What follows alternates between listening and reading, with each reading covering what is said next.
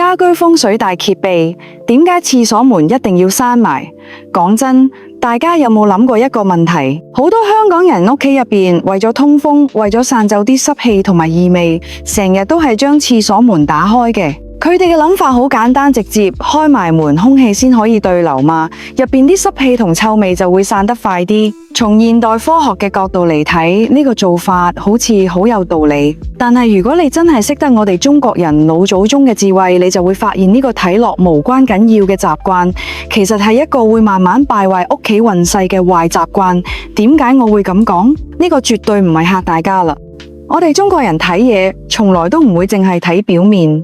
西方人注重嘅係形，即係睇得見摸得着嘅物質，而我哋中國人更加重視嘅係嗰啲睇唔見摸唔着，但係又確實存在嘅嘢，就係氣。一間屋，佢唔單止係一個鋼筋水泥嘅殼，佢係一個氣場，一個可以藏風聚氣養人嘅地方。呢間屋入面嘅氣有旺氣、有財氣、有健康嘅生氣，當然都一定有衰氣、病氣同埋污穢嘅死氣。一間屋嘅風水好唔好，好大程度上就睇你識唔識得將好嘅氣留住，將唔好嘅氣排出去。咁我哋翻嚟睇廁所，喺成個屋企嘅格局入面，廁所扮演緊一個咩角色？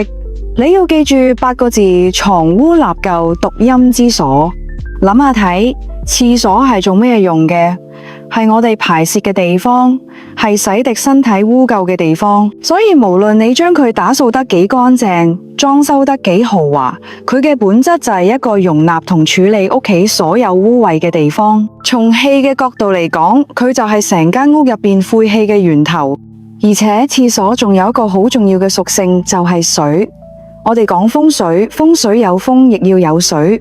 水喺風水上面係管財嘅，但係你要分清楚咩係財水，咩係污水。客廳明堂嘅清水嗰個係催財嘅，而廁所入邊嘅水係用嚟沖刷污穢嘅，嗰個係污穢之水。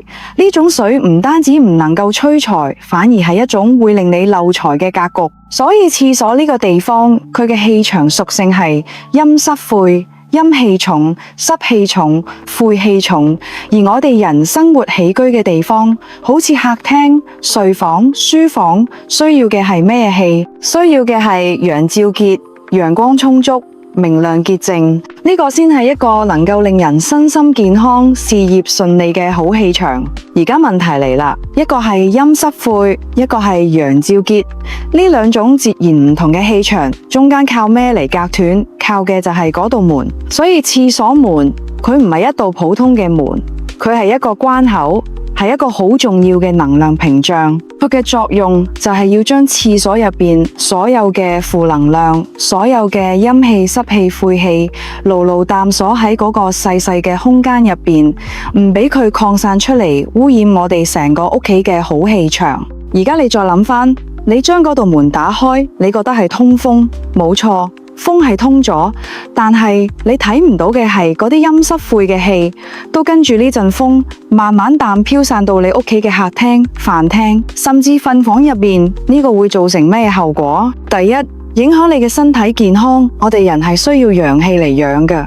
如果一個人長期生活喺一個陰氣同濕氣都好重嘅環境入邊，佢會點樣？佢會覺得身體好沉重，人好僵，打唔起精神。濕氣入體，關節容易酸痛，晦氣吸多咗，呼吸系統容易出問題，皮膚都容易變差。呢個就係點解好多人屋企明明打掃得好乾淨，但係總係覺得身體唔清爽，成日有啲細毛病。佢哋可能從來冇諗過根源就喺嗰度成日開住嘅廁所門度。第二，影響你嘅財運同事業。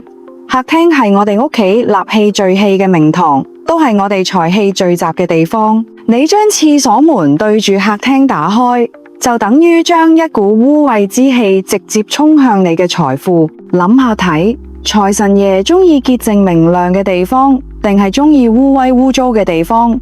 你屋企最重要嘅財位成日被晦氣咁衝住，你嘅財運點可能好得起？你可能辛辛苦苦揾到錢，但係好快就會因為呢樣嗰樣嘅事情花咗，守唔住財。呢個就係典型嘅晦氣衝財。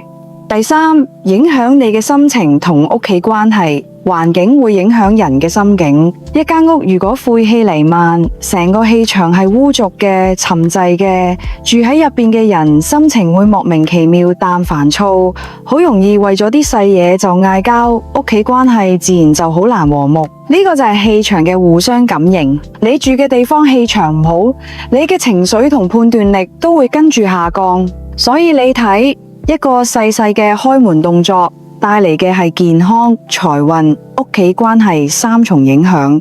呢個就係點解我話真相可能會嚇你一跳，因為我哋平時淨係睇到通風散濕呢個表面嘅好處，卻完全忽略咗氣場污染呢個根本性嘅壞處。咁有人可能會問，咁我廁所入邊好潮濕，味道又大，唔開門點算？難道俾佢喺入邊發毛咩？問得好，呢個就話明你開始思考問題嘅根本啦。解決潮濕或者異味嘅問題，絕對唔係靠開通向客廳嘅門，嗰個係飲鴆止渴，係用一個更大嘅問題去解決一個細問題。正確嘅方法係咩？係向外疏導，而唔係向內擴散。如果你嘅廁所有窗，咁就恭喜你啦，呢個係最好嘅格局。你喺冇人用嘅時候，將廁所門關埋，然後將廁所嘅窗開住，咁樣濕氣同晦氣就會順住窗戶排到外面去，同我哋屋企嘅氣場就冇關係啦。如果你嘅廁所係冇窗嘅暗廁，咁點算？咁就一定要確保你嘅抽氣扇係好嘅，而且要經常喺沖完涼之後，人出嚟將門關埋，俾抽氣扇繼續工作一段時間，將濕氣都抽走。呢個都係一個向外排嘅過程。你睇我哋老祖宗嘅智慧，佢唔係唔講科學，佢係超越咗表面科學。佢話俾我哋知，凡事都有內外陰陽之分。廁所嘅晦氣對於屋企嚟講係內，我哋必須將佢排到大自然嘅外去。你唔可以將佢排到客廳、睡房呢啲內中之內嚟，嗰個就叫引狼入室，將成個屋企嘅氣場都搞亂咗。所以今日我哋講嘅第一個都係最重要嘅一個原則，就係廁所門喺唔用嘅時候一定要隨手關埋。呢個係一個能夠保護你屋企平安、保護屋企人健康嘅最基本，都係最容易被忽略嘅動作。養成呢個習慣，你可能會發現過一段時間，你屋企嘅空氣好似都清新咗，屋企人之間嗌交嘅次數少咗，你自己嘅精神都好咗。呢個就係氣場悄然改變嘅結果。但係淨係關門就夠咩？我話俾你聽，仲未夠。呢度面仲有更深一層嘅講究。好似廁所入邊嘅馬桶蓋係應該開住定係蓋住？如果你嘅廁所啱啱對住你嘅睡房門，甚至對住你張床，咁又應該點算？呢啲問題其實都藏住好深嘅道理。首先，我哋嚟睇廁所入邊嗰個馬桶。你將廁所門睇成係呢個區域嘅第一道關口，咁馬桶就係呢個區域入邊最核心、最關鍵嘅第二道關口。點解咁講？因為馬桶係直接連通你屋企下水管道嘅嗰個口，所有嘅污穢最終都係從呢一個口排出去噶。可以話佢係晦氣最集中、最猛烈嘅地方。而家嘅科學都證明咗，喺你沖馬桶嘅時候，嗰個瞬間嘅氣旋可以將細菌同微生物帶到6米高嘅空中，並且懸浮好幾個鐘頭。你將呢個科學發現對應到我哋老祖宗講嘅氣，你就會發現道理係完全一樣嘅。你一沖水，嗰個最污穢嘅氣就砰一下全部翻湧上嚟，布滿成個廁所。所以第二個重要嘅習慣係咩？就係馬桶喺唔用時，特別係沖水嘅時候，一定要將蓋子扛住蓋子再沖水，就將大部分嘅晦氣同細菌直接鎖死喺入邊啦。而平時唔用時將蓋冚住，就等於將呢個屋企最大嘅排污口俾堵住咗。從風水嘅角度嚟講咧，呢個唔蓋嘅馬桶咧就好似一個黑洞洞嘅嘴巴啦。佢唔單止往上冒晦氣，佢仲會往下吸嘢，吸咩？吸你屋企嘅財氣同旺氣啊！我哋講水為財，你屋企嘅水嘩啦一下就從呢個口流走咗，呢個喺風水上都係一種漏財之象。所以你唔理佢，就等於任由你屋企嘅財氣24小時唔停淡往下水道入邊流。你話呢個嚴重唔嚴重？所以你睇，第一道關口廁所門要關埋，第二道關口馬桶蓋都要冚住，呢個叫雙重保險，先可以最大程度確保晦氣唔外泄，財氣唔流失。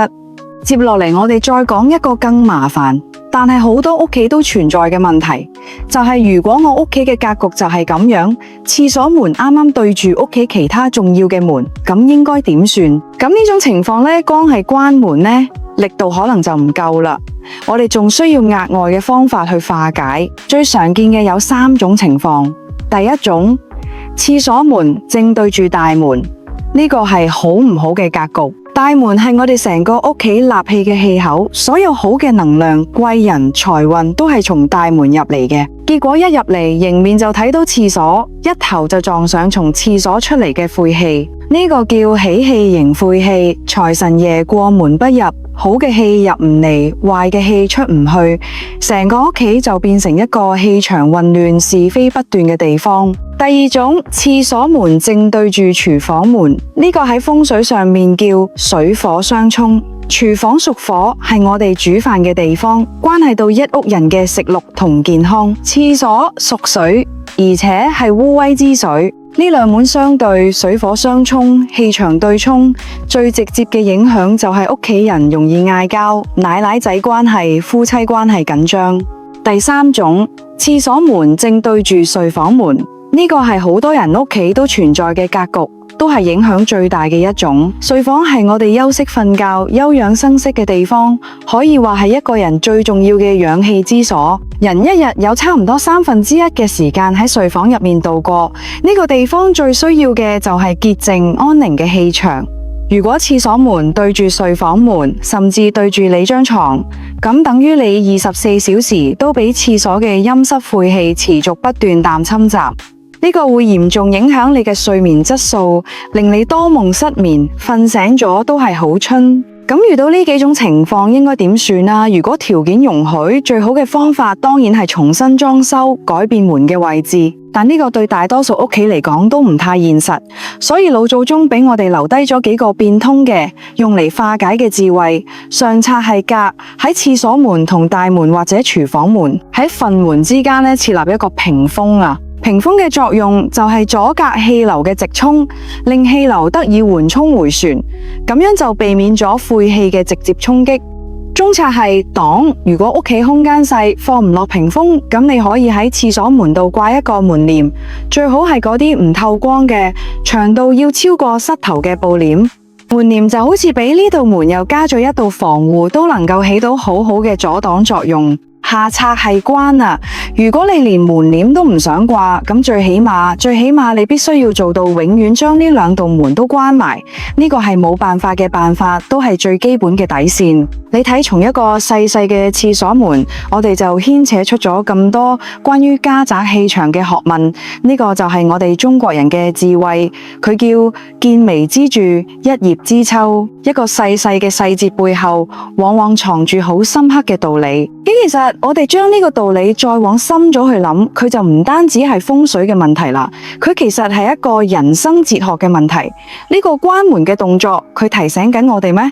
提醒我哋要識得守同壯，將廁所門關埋，係守住屋企嘅潔淨之氣，唔俾污穢之氣侵擾。呢個對應到我哋做人就係要守住我哋嘅心，我哋嘅心就係我哋人體嘅明堂，都要好似屋企嘅客廳咁樣，保持佢嘅清淨、陽光同整潔。你要識得將外界嗰啲唔好嘅信息、負面嘅情緒、品行不端嘅人，好似關廁所門咁樣，將佢哋擋喺你嘅世界之外，唔好俾呢啲精神上嘅晦氣嚟污染你嘅內心。呢個就係識得關門，人生先可以清淨。將馬桶蓋冚住，係堵住屋企最大嘅排污口，唔俾財氣流失。呢個對應到我哋做人就係要守住我哋嘅口，我哋嘅嘴巴就係我哋自己身上最大嘅漏氣之口。易經入邊講，吉人之詞寡，躁人之詞多。話多嘅人講錯話就多，得罪嘅人都多，福氣同運氣就從你張喋喋不休嘅嘴入邊悄悄淡漏走啦。所以管好自己張嘴，唔講閒話，唔講惡語，唔講狂語，呢個就係俾自己積攢福報。你睇一個細細嘅關門蓋蓋子嘅動作，背後其實就係守心同守口嘅修行。你將屋企呢啲細節做好咗，你屋企嘅氣場自然就順啦。你將做人嘅呢啲細節做好咗，你人生嘅氣運自然都就旺啦。所以道不遠人，真正嘅修行就喺我哋每日嘅日常生活當中，就喺你每一次嘅開門關門之間，就喺你嘅舉手投足之間。唔好睇小任何一個微細嘅習慣，好嘅習慣會好似滾雪球咁樣為你積累福氣，而壞嘅習慣都同樣會喺你唔知唔覺中慢慢地侵蝕你嘅根基。希望今日講嘅呢啲能夠對大家有所啟發，從今日開始就養成隨手關廁所門、蓋馬桶蓋嘅習慣啦。我相信用唔咗幾耐，你一定能夠感受到你嘅屋企同你嘅人生正在發生住好嘅改變。